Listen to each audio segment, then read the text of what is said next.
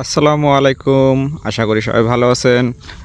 তো আজকে শুরুতেই আপনাদেরকে দুইটা তথ্য দিয়ে রাখি। সেটা হলো যে এলাকায় বৃষ্টি হয়ে গেছে, 2-3 দিন আগে বৃষ্টি হয়ে গেছে, তারা হচ্ছে পানি সেচ দিবেন না, কারণ বৃষ্টি হয়ে গেছে, পানি সেচ দেওয়ার কোনো প্রয়োজন নেই। আর যাদের এলাকায় বৃষ্টি হয়নি তারা পানি সেচ দিতে পারেন।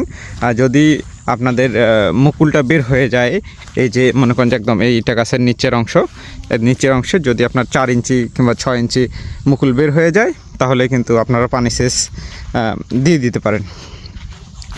তো আরেকটা তথ্য হচ্ছে যে স্প্রে করার বিষয়টা, আপনারা ফুল ফোটার আগে স্প্রে করে দিবেন, ঠিক আছে? এখন ফুল ফোটার একটা মানে ধারণা রাখবেন যে হচ্ছে ফুলটা কবে আপনাদের হচ্ছে ফুটতেছে, সেটা একটা মানে আপনারা ইয়েতে রাখবেন, পর্যবেক্ষণে রাখবেন। যেমন হচ্ছে যে আর 2-4 দিন পর ফুল ফুটতে পারে, তাহলে আপনারা স্প্রেটা করে দিয়ে দিবেন 2-4 দিন আগে। তাহলে সুবিধাটা হবে কি, আপনার ফুলটা ফোটার পর মোটামুটি 1 মাস কিন্তু কোনো স্প্রে করা যায় না, 1 মাস স্প্রে করা যায় না। তো ওই 1 মাস কিন্তু আপনার অনেক পোকার আক্রমণ হয়। তো আপনারা যত লেটে স্প্রে করবেন, তাহলে হচ্ছে আপনার পোকাটার আক্রমণটা ততটা তারা ধরে রাখতে পারবে।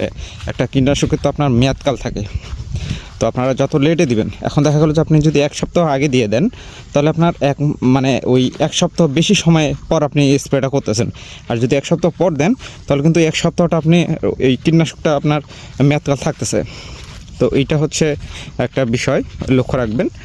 আর কীটনাশকটা আপনারা স্প্রে করতে পারেন, আপনার একটা পাউডার দিবেন, যেটা হচ্ছে আপনার কুয়াশার জন্য পালার, আর একটা দিবেন কীটনাশক 1-2টা দিতে পারেন, ঠিক আছে? আর একটা ভিটামিন দিতে পারেন আর কি। এগুলা হচ্ছে আপনারা ওষুধের দোকানে যায়, ওনাদের পরামর্শ অনুযায়ী আপনারা হচ্ছে স্প্রেটা করে দেবেন। এটা অতটা এরকম না যে হচ্ছে আমাকে বলতে হবে যে কী দেওয়া যাবে না যাবে। আপনারা ওষুধের দোকানে যাবেন। মোটামুটি বাংলাদেশের এখন সবগুলো ওষুধে ভালো, কারণ কম্পিটিশনের বাজার, সবগুলো কোম্পানি ভালো করার চেষ্টা করে, ভালো ওষুধ দেওয়ার চেষ্টা করে, কার্যকরী ওষুধ দেওয়ার চেষ্টা করে। আর ওষুধগুলো একটু চেঞ্জ করবেন, প্রতিনিয়ত এক ওষুধ দিবেন না, চেঞ্জ করবেন। কারণ পোকামাকড় এখন সবাই চালাক হয়ে গেছে, মানুষ যেরকম চালাক, পোকামাকড়ও চালাক হয়ে গেছে। এই যে দেখুন, এটা হচ্ছে বোম্বাইয়ের, মানে কথা বলতে বলতে বোম্বাইয়েরও আপডেট আপনাদেরকে একটু দিয়ে দিই। এই যে বোম্বাইয়ের মূল, ঠিক আছে?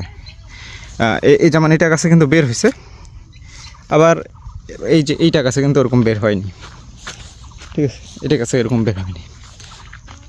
এই যে দেখুন, এই যে এটা গাছে এরকম বের হয়নি। তো আমাদের এদিকে কিন্তু বৃষ্টি হয়ে গেছে। এই যে মাটি কিন্তু এই যে ভেজা, এই যে মাটি ভেজা। এইখানে কিন্তু আপনাদেরকে শুকনা মাটি দেখেছিলাম, এই যে মাটি ভেজা। তো আপনারা হচ্ছে কীটনাশক এরকম একটু কোম্পানি একটু চেঞ্জ করে ব্যবহার করবেন, একটু চেঞ্জ করে ব্যবহার করবেন। আর কীটনাশক প্রয়োগের বিষয়টা আপনাদেরকে জানাই দিলাম। আর একটু হচ্ছে লাল পাতার কি অবস্থা, একটা কাছে আপনাদেরকে নিয়ে যাই। বোম্বাই লিচুর আজকে আপডেট দিচ্ছি, যেহেতু লাল পাতার গাছে একটা নিয়ে যাই, চলেন।